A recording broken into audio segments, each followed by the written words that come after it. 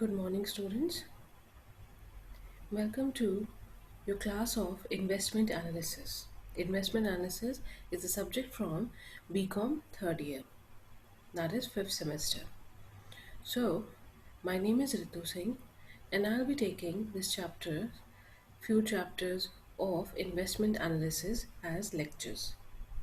So, the very first unit of investment analysis talks about savings and investments.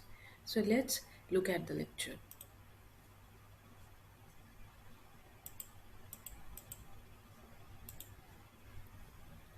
So, savings and investments. This is the first topic for your subject of investment analysis. This topic is from Unit 1. So, this will be your first lecture, your first understanding of the subject. So, we will start with a very um, used to dialogue that money doesn't grow on tree. Okay, money grows when you save it and when you invest it wisely. So we all know that money is an asset which is hard to come by. You have to make so many efforts, so many schemes, and so many hard work to get some money in your account. And money is a very important part, is a very important requirement of our day-to-day life. So how we make that money plenty for us, so that even if we are in an emergency situation, or even if we suddenly lose a job, or even if after retirement we have enough money to survive on a modest basis. So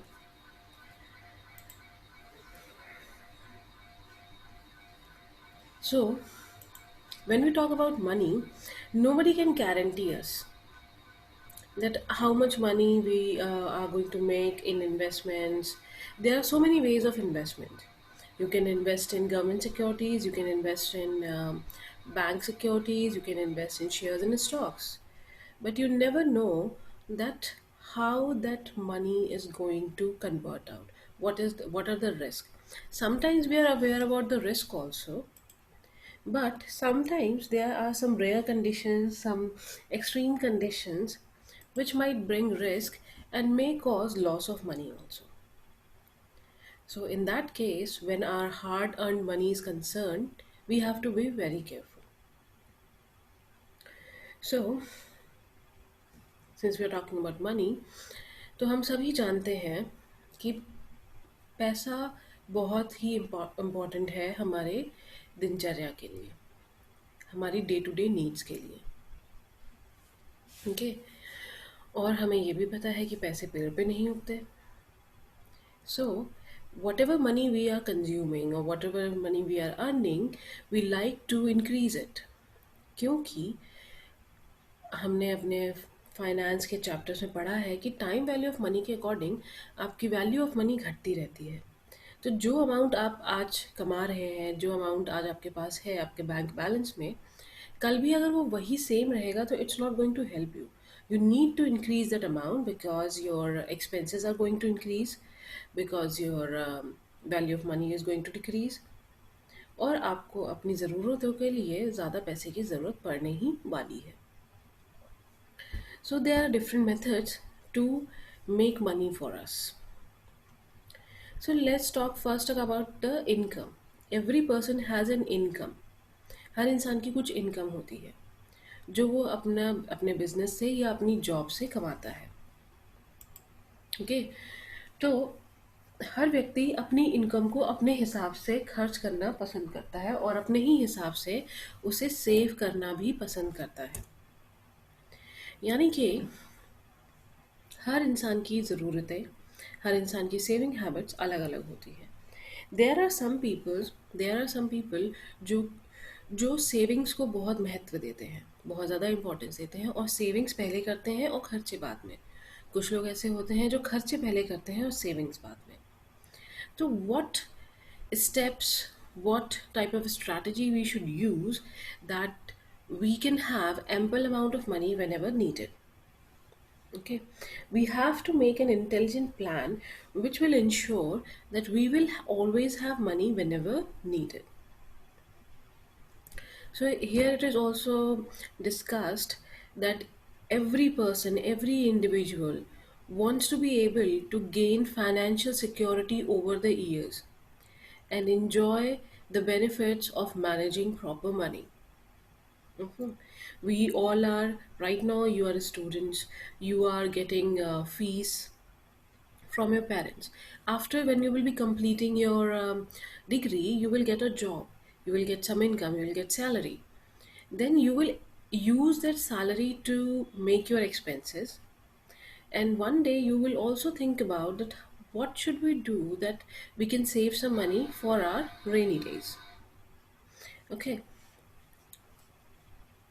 so this is the basic introduction of this topic, that we all have money, we all have some source of money, we all have some source of income. हम सभी के पास income आने के कुछ sources हैं. जो लोग job करते हैं उन्हें सैलरी मिलती है, जो लोग बिजनेस करते हैं उनके बिजनेस में प्रॉफिट होता है. ओके, तो अब कैसे इस मनी को हम इंक्रीज करें सो दैट फ्यूचर में हमारी जो नीड्स हैं वो पूरी होती रहें प्रॉपरली और हम कंफर्ट में भी रह सकें. So why we need money, why we do a job. हम जॉब क्यों करते हैं? Because we have some goals, we have some ideas of a good life, of a comfortable life. और उस कंफर्टेबल लाइफ को अचीव करने के लिए, एक्वायर करने के लिए हम पैसे कमाते हैं. उस कंफर्टेबल लाइफ में कई सारी चीज़ें होती हैं जिनके लिए हम सेविंग्स करते हैं और इन्वेस्टमेंट्स करते हैं.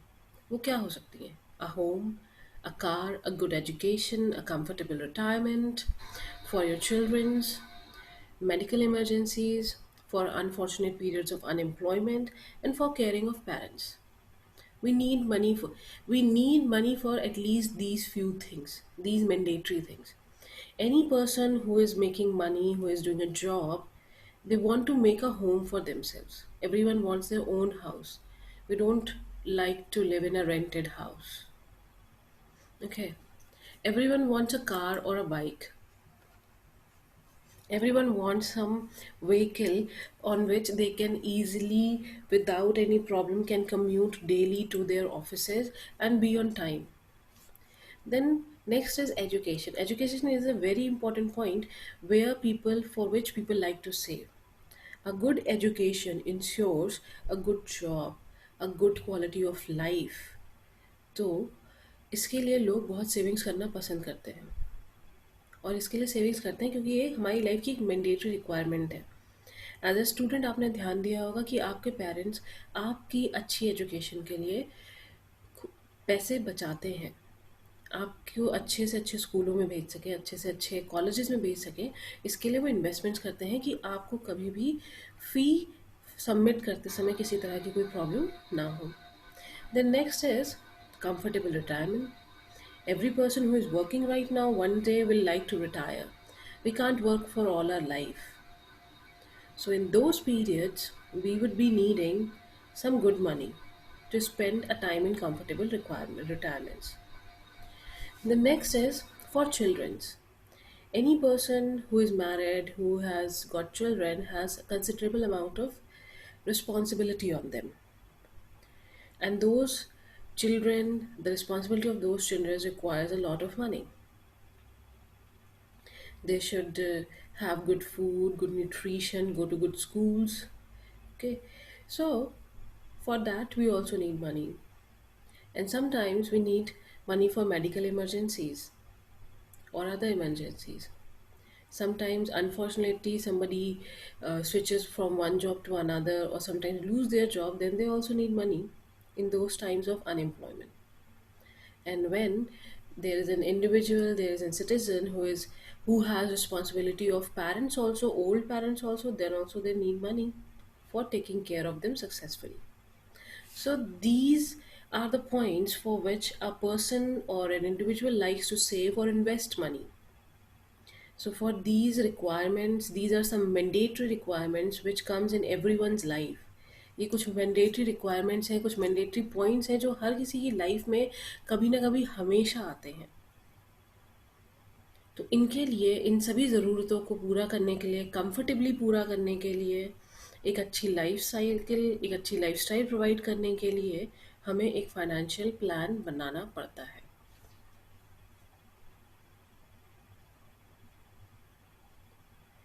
So we made a financial plan.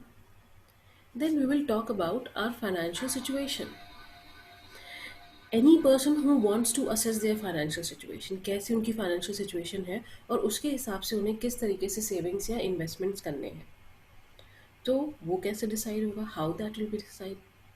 तो उसके लिए सबसे पहले आपको ये असेस करना पड़ेगा कि आपकी फाइनेंशियल सिचुएशन कैसी है. What are your assets and what are your liabilities. आपकी बुक्स ऑफ अकाउंट्स में, आपके रिकॉर्ड्स में आपके पास एसेट्स कितने हैं और आपके पास लाइबिलिटीज़ कितनी हैं. ये डिसाइड करेगा कि आपकी फाइनेंशियल सिचुएशन कैसी है. Is it good, is it bad और is it moderate. Okay, so here we can see we have divided two parts, assets and liabilities.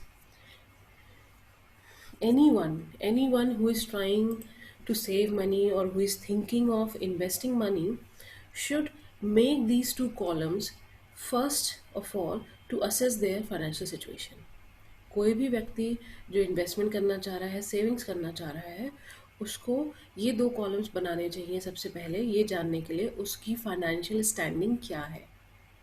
तो सबसे पहले आता है असेट्स. आपके पास असेट में क्या क्या आता है कि आपके पास कैश कितना है, कैश इन हैंड कितना है, कैश एट बैंक कितना है.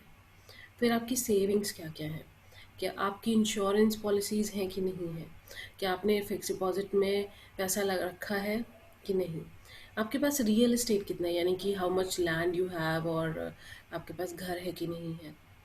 एंड प्रॉपर्टी में आपकी कुछ, आपका व्हीकल भी आ सकता है, आपकी ज्वेलरी भी आ सकती है, और कुछ दूसरे एसेट्स भी आते हैं.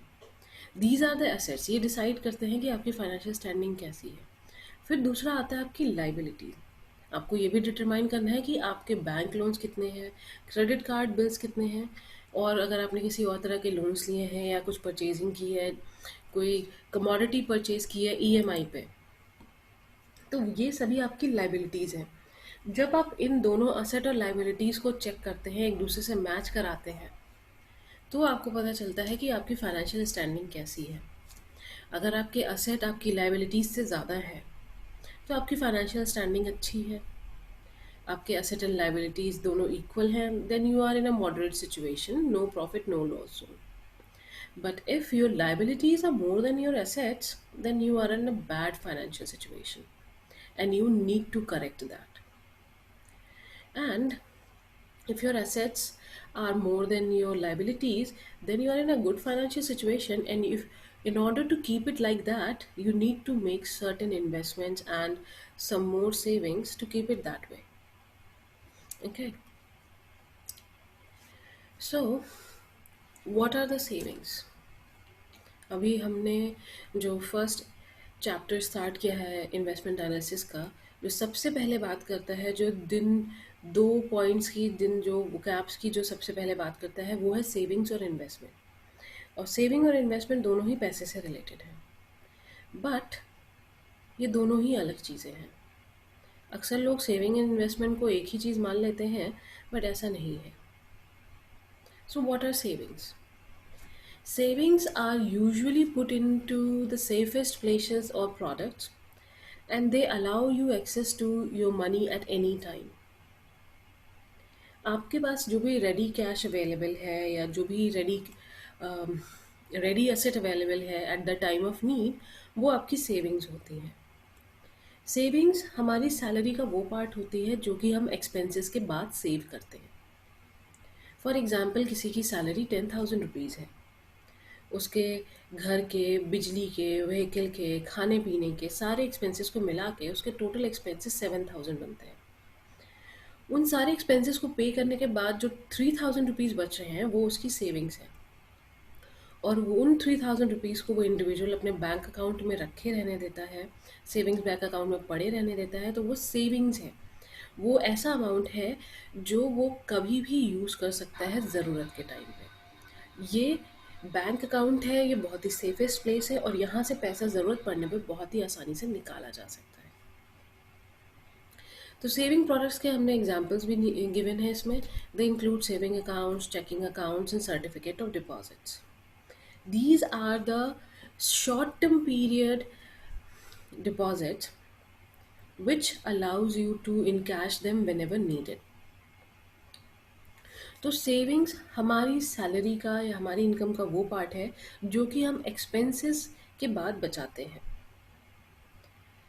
And I would like to state Warren Buffett here.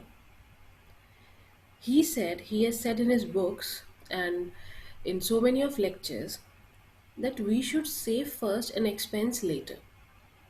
जो भी हमारी इनकम है, जो भी हमारे पास सैलरी या जो भी प्रॉफिट आ रहा है बिजनेस से आ रहा है, अगर हम एक अच्छी लाइफ चाहते हैं तो हमें सेविंग्स पहले करने चाहिए और खर्चे बाद में. सो कुछ भी करके एक 10%, 5% का अमाउंट आपको अपनी सैलरी से, अपनी इनकम से हर महीने सेव ज़रूर करना चाहिए. when you start saving when you start seeing in your account that your money is increasing, your wealth is increasing, then you start looking for another better options to increase that wealth. It motivates you to increase your wealth. It motivates you to invest into better schemes to give you better profit. Okay. The next is investment. अभी अभी हमने पढ़ा कि savings हमारी income का वो part है जो कि खर्चे करने के बाद हमारे पास बच जाती है और उसे हम एक्यूमुलेट करते हैं.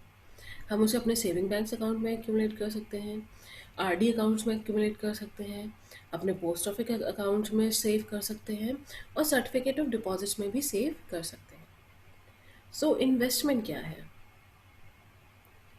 When a word invest comes, then you may have chance of losing it. Instead, when you save, जब आप बैंक अकाउंट्स में अपनी सेविंग करते हैं तो वो सेफ रहती हैं, वहाँ पर रिस्क फैक्टर ऑलमोस्ट ज़ीरो होता है. बट जब आप अपना पैसा किसी स्कीम में इन्वेस्ट करते हैं वहाँ पे कुछ रिस्क फैक्टर होता है और वहाँ पे काफ़ी ज़्यादा चांसेस होते हैं कि आप अपना पैसा लूज़ कर सकते हैं. You might lose your money. तो ज़्यादातर इन्वेस्टमेंट हम प्रॉपर सेविंग्स करने के बाद ही करते हैं. तो हम यहाँ पे ये कह सकते हैं सेविंग्स हमारे इनकम का वो पार्ट है जो कि खर्चे करने के बाद बचती है. Savings are that part of our income which is left after all the expenses. And after some time when you have accumulated sufficient savings, कुछ समय बाद जब आप sufficient savings इन इकट्ठा कर लेते हो तो उस वो सेविंग्स जब ज़्यादा हो जाती हैं आपके पास तो आप उसमें से तब आप सोचते हो कि अब ये सेविंग अकाउंट्स अमाउंट हमारे पास ज़्यादा हो रहा है, ये अभी बैंक अकाउंट में आइडियल पड़ा हुआ है, तो इसमें से कुछ पोर्शन निकाल के जो भी सरप्लस पोर्शन है, सेविंग्स का जो सरप्लस पोर्शन है उसको निकाल के हम इन्वेस्टमेंट कर सकते हैं. So here we can say that the definition of investment is that surplus portion of saving a man can use for other purpose.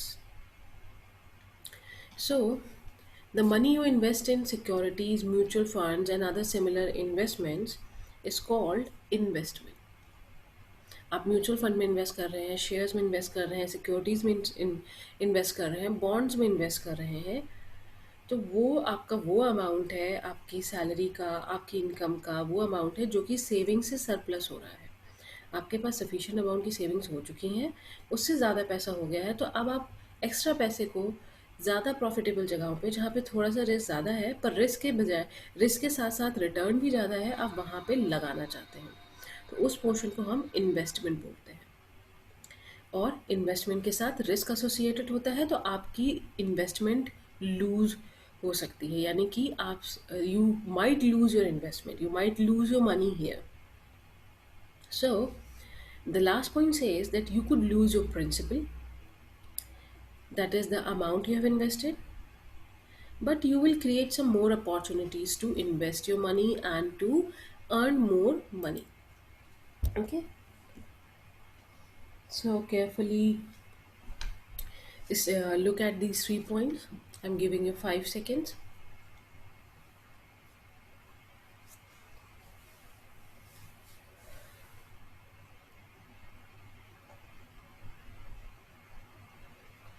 So next is risk. So what about risk?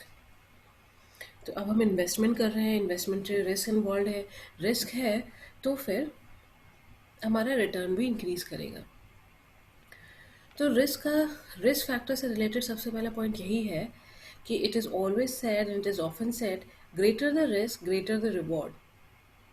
But still a good investor, एक investor जो कि एक fair knowledge रखता है investments की, वो unnecessary risk को avoid करेगा. भले ही उसे कितनी भी अच्छी स्कीम्स बताई जाए, उसके साथ कितना ही अच्छा प्रॉफिट बताया जाए, पर एक अच्छा इन्वेस्टर जो जानकारी रखता है, जो मार्केट में होने वाले ट्रेंड्स को क्लोजली फॉलो करता है, वो अननेसेसरी रिस्क अपने इन्वेस्टमेंट के साथ नहीं लेता है. Next point talks about diversification. Investors can best protect their money by spreading the risk. That means if one investment loses, the other investment makes money. So here the risk is mitigated, the profit is made, and this is called diversification. ये diversification ज़्यादातर किसी भी व्यक्ति के investment portfolio के साथ किया जाता है. सो अब पोर्टफोलियो क्या होता है? Portfolio is a group of securities. Portfolios group of securities है जहाँ पे डिफरेंट डिफरेंट सिक्योरिटीज़ में डिफरेंट डिफरेंट कंपनीज में इन्वेस्टमेंट किया जाता है. और वो इन्वेस्टमेंट करने की वजह से वो इन्वेस्टमेंट इस तरीके से किया जाता है कि कुछ उसमें से हाई रिस्क सिक्योरिटीज़ होती हैं और कुछ उसमें से लो रिस्क सिक्योरिटीज़ होती हैं. तो अगर किसी सिक्योरिटी में लॉस अगर हो रहा है, रिस्क ज़्यादा अगर हो रहा है, तो दूसरी सिक्योरिटी या दूसरे ग्रुप ऑफ सिक्योरिटीज़ उस लॉस को मिटिगेट कर पाते हैं. ऐसा नहीं होता है कि सिर्फ एक ही सिक्योरिटी में सारा पैसा इन्वेस्ट कर दिया गया और उसमें अगर किसी तरह का रिस्क अकर हुआ तो पूरा का पूरा पैसा डूब गया.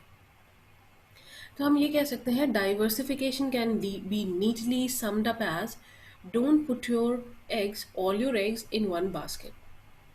यानी कि जब आप इन्वेस्टमेंट कर रहे हैं तो सिर्फ किसी एक कंपनी पे या सिर्फ किसी एक सिक्योरिटी पे या सिर्फ किसी एक बॉन्ड पे मत कीजिए. अपने रिस्क को डाइवर्सिफाई कीजिए, अपने रिस्क को मिटिगेट कीजिए. So don't invest in only one option or don't invest only in one security, but invest in different securities.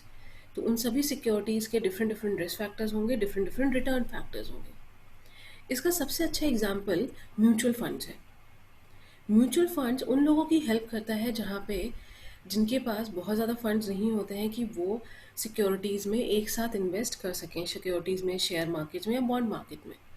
उस केस में वो अपना पैसा म्यूचुअल फंड कंपनी पे लगाते हैं, जो कि एक एसेट मैनेजमेंट कंपनी से जुड़ी रहती है और उनके कुछ फंड मैनेजर्स होते हैं. वो उन सारे सभी लोगों के पूल ऑफ रिसोर्सेज को लेके उनके लिए इन्वेस्टमेंट करते हैं. और उस इन्वेस्टमेंट पे ऐसा करने से जब एक अच्छी इन्वेस्टमेंट में, एक अच्छी कंपनी के इन्वेस्टमेंट में कई सारे लोगों का पैसा एक साथ लग जाता है, तो उसका जो रिस्क है वो सभी लोगों में बराबर बराबर बढ़ जाता है और यहाँ पे रिस्क कम हो जाता है. So, this was all about the first understanding and introduction of investment analysis. Investment analysis करते समय जो सबसे इम्पॉर्टेंट चीज़ है, जो सबसे इम्पॉर्टेंट टॉपिक है वो ये है कि हमें ये मान के चलना है कि that we would like to increase our money, we would like to increase our wealth. इसीलिए कोई भी इन्वेस्टर, कोई भी इंडिविजुअल इन्वेस्टमेंट एनालिसिस को पढ़ना पसंद करता है क्योंकि वो अपनी वेल्थ इंक्रीज़ करना चाहता है, वो अपने मनी को इंक्रीज़ करना चाहता है. तो वो उसे कैसे करे, किस तरीके से इन्वेस्टमेंट्स करे, किस तरीके से सेविंग्स करे, ये जानने के लिए any investor and every individual investor should go through topics of investment analysis very thoroughly. अपने आगे आने वाले लेक्चर्स में हम ये पढ़ेंगे कि हम सेविंग्स कैसे कर सकते हैं, सेविंग्स को मैक्सिमाइज़ कैसे कर सकते हैं, इन्वेस्टमेंट्स कैसे किया जाता है, इन्वेस्टमेंट्स को मैक्सिमाइज़ कैसे किया जाता है, कहाँ कहाँ पे इन्वेस्टमेंट्स करे जा सकते हैं, ऐसे कौन से मार्केट्स हैं जहाँ पे आप इन्वेस्टमेंट्स कर सकते हैं, और जितने भी मार्केट हैं उन सबके रिस्क फैक्टर्स क्या हैं. इन्वेस्टमेंट करते समय क्या क्या और दूसरे फैक्टर्स हो सकते हैं जो कि आपके मनी के या आपके इन्वेस्टमेंट के आपकी वेल्थ को इंक्रीज या डिक्रीज कर सकते हैं। कैसे डिक्रीज करने वाले फैक्टर से हमें बचना है और कैसे इंक्रीज करने वाले फैक्टर्स को हमें अपने लिए ऑप्टिमाइज करके यूज करना है। So this was all about for the first chapter, or we can say for the first lecture of investment analysis, talking about that why we need to save and why we need to invest.